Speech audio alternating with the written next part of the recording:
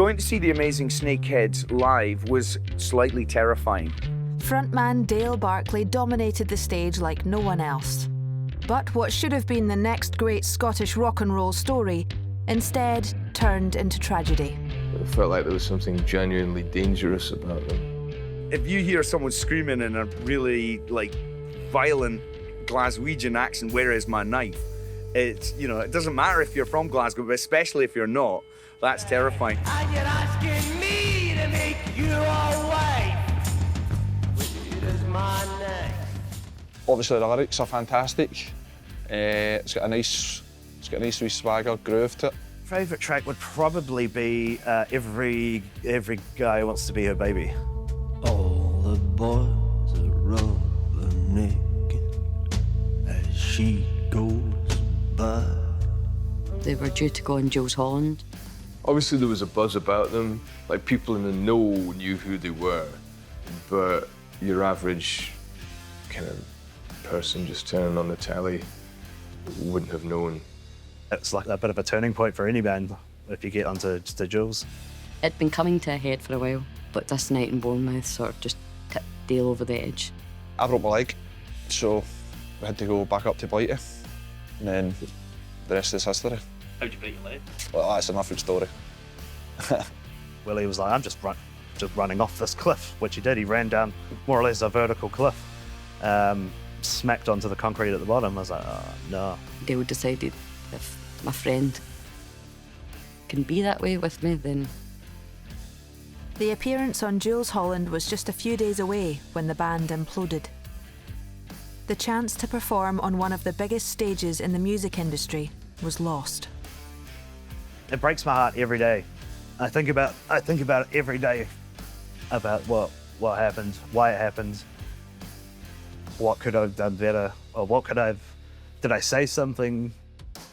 Was the lifestyle catching up with either of us, him?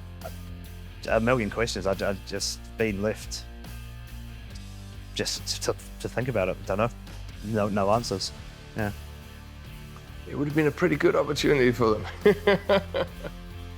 We moved to Berlin in early January 2017. We lived in East Berlin in an office block, and it was in an industrial estate. 24/7, there's music going, classical piano waking you up in the morning, man. Violinist sending you to sleep. Dale revelled in atmospheric Berlin, but it was a night in Frankfurt that everything changed. We went outside for a smoke and Dale just collapsed. Dale's seizures were being caused by a form of brain cancer. With a terminal diagnosis, in 2017, Dale underwent major surgery to remove the tumour. We knew he would die from brain cancer, but we still didn't know when. With the focus firmly on living, Dale and Laura got married in Glasgow. We were looking for a wee bit of joy in a horrible, time, and that day was a beautiful day. So.